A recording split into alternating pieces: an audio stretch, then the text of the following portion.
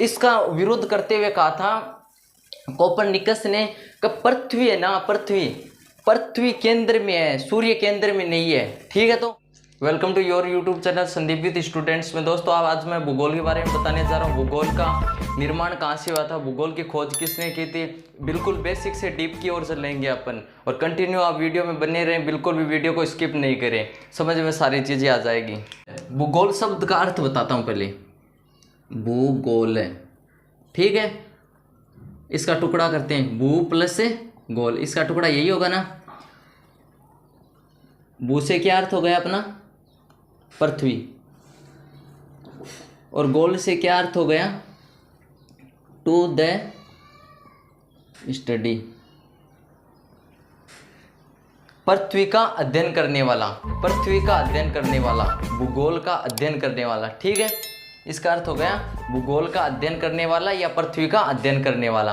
अब चलो आगे हम चलते हैं। भू प्लस गोल अर्थात पृथ्वी जो गोल है का अध्ययन सर्वप्रथम यूनानी लोगों ने किया था। यूनानी लोग है, सर्वप्रथम इन्होंने ही अध्ययन किया था भूगोल का। ठीक है, भूगोल का जनक हिकेटियस को माना जाता है।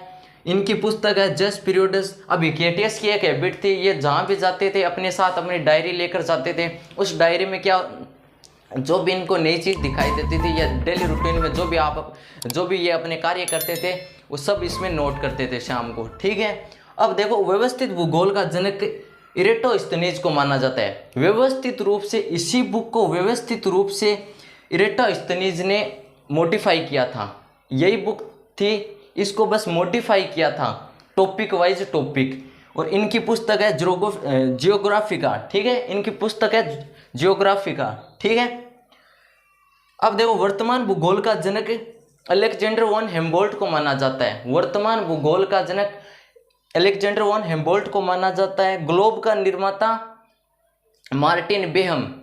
ग्लोब का निर्माण किसने किया था, जो अपना ग्लोब होता है उसका निर्माण किसने किया था, मार्टिन बेहम ने। ठीक है, अब विश्व का जो मानचित्र है उसकी आवश्यकता पड़ी।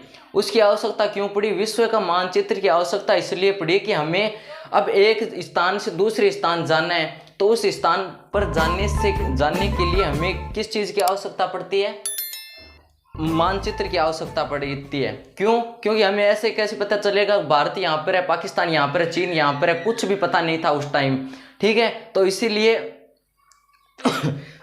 इसीलिए विश्व का मानचित्र का निर्माण किया था। ठीक है, इन्होंने किसने किया था, अलेक्जेंडर मेंडल ने किया था। ठीक है, यहाँ तक अगर किसी को कोई दिक्कत नहीं है तो आगे चलते हैं।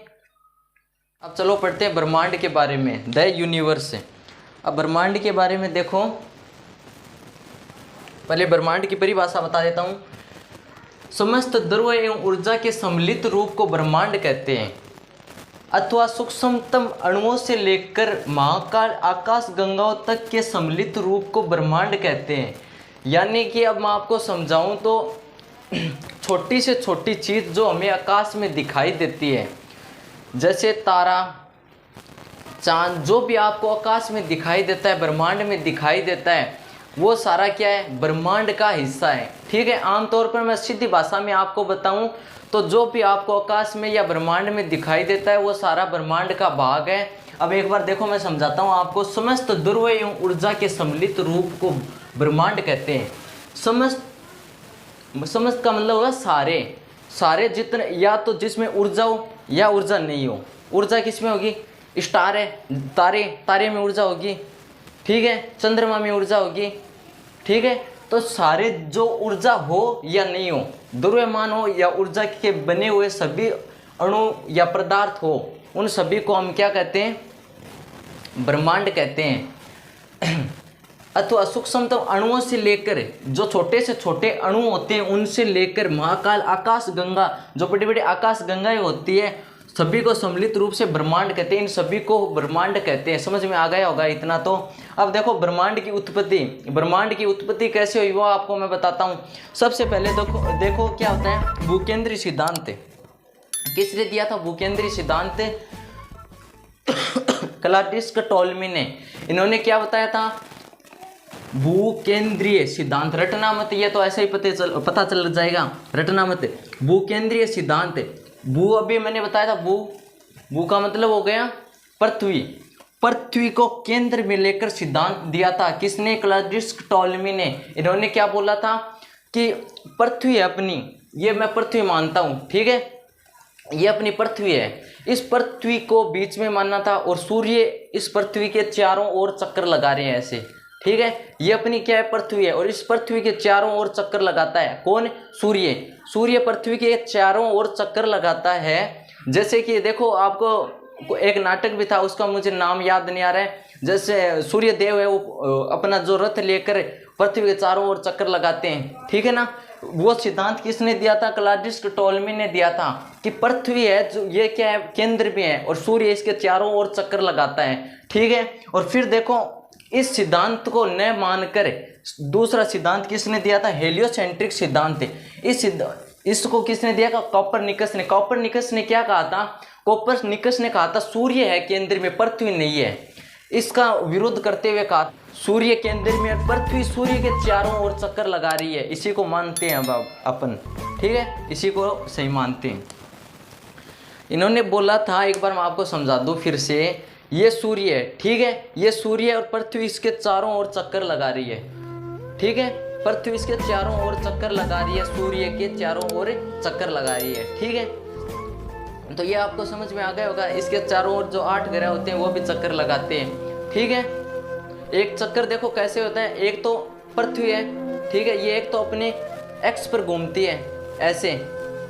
देखो आपको मैं समझाऊं तो, ये सूर्य है, ठीक है, ये सूर्य और ये अपनी पृथ्वी हो गई। अब पृथ्वी एक ऐसे भी घूमती है, अपने एक्स पर भी घूमती है और इसके चारों ओर भी घूमती है, ठीक है। अपने एक्स पर घूमती है तो अपन को पता चल जाता है दिन और रात का, और ये पूरा यहाँ से घूमकर यहाँ तक आता है, 365 दिन में घूमती है, ठीक है। ये अब आगे मैं डिटेल में बताऊंगा, ठीक है।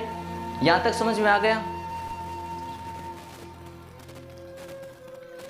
आगे बढ़ने से पहले आपको एक मोटिवेशन देता हूँ। मंजिल चाहे कितनी भी ऊंची हो, हमेशा रास्ता पैरों के नीचे ही होता है। कोशिश करते रहे, आगे बढ़ते रहे और पढ़ते रहे। सिद्धांत पढ़ लिया था कौन कौन सा? भूकेंद्र सिद्धांत और हेलियोसेंट्रिक सिद्धांत। अब आप अपने पास आता है महाविस्फोट सिद्धांत, बिग बैंग थ्योरी, ठीक है।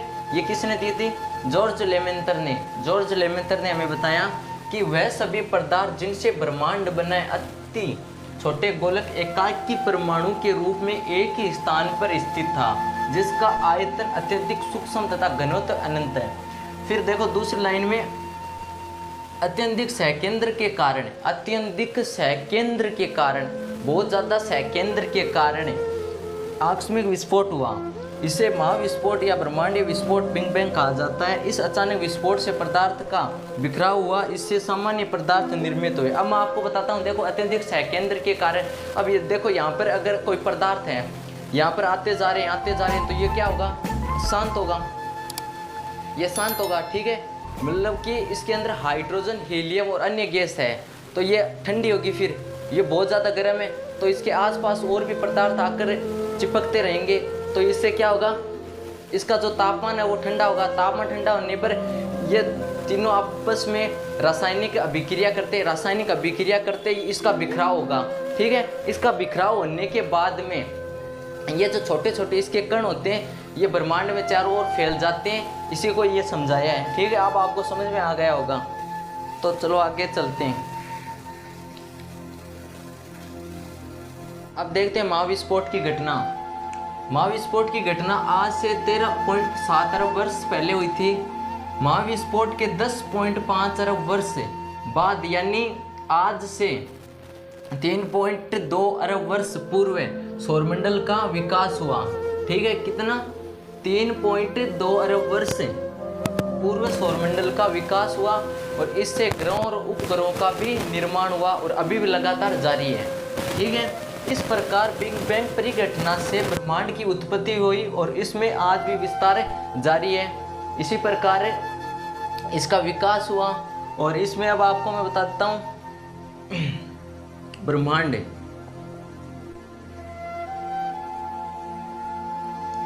देखो, ब्रह्मांड में अब अपन को कौन कौन सी चीजें पाई जाएगी? आकाशगंगा, निहारिका, कुबेरशेर, तारे, कर्षण छिद्र, ठीक है। ये सारी चीज़ें अपन को आकाश में पाई जाती है, तारे भी पाए जाते हैं, आकाशगंगा भी, पाए जाती है, कवेर भी पाए जाते हैं, ठीक है, कृष्णशिद भी पाए जाते हैं, निहारिका भी पाया जाता है। अब इनको एक एक ये जो पार्ट है अब एक एक को विस्तार से देखते हैं, ठीक है। अब हम लोग पढ़ते हैं आकाशगंगा के बारे में। आकाशगंगा के बारे में देखो, तारों का ऐसा समूह जो धुंधला सा दिखाई देता है तथा जो तारा निर्माण प्रक्रिया की शुरुआत का गैस पुंज है और मदाकिनी कहलाता है, ठीक है, ये मदाकिनी कहलाता है। मतलब कि आपको समझ में आए तो देखो मैं बताता हूँ कि तारों का ऐसा समूह है, तारों का ऐसा समूह है जो धुंधला सा दिखाई देता है, जो बादल की तरह दिखाई देता है, जो तारा निर्माण प्रक्रिया की सर्वप्रथम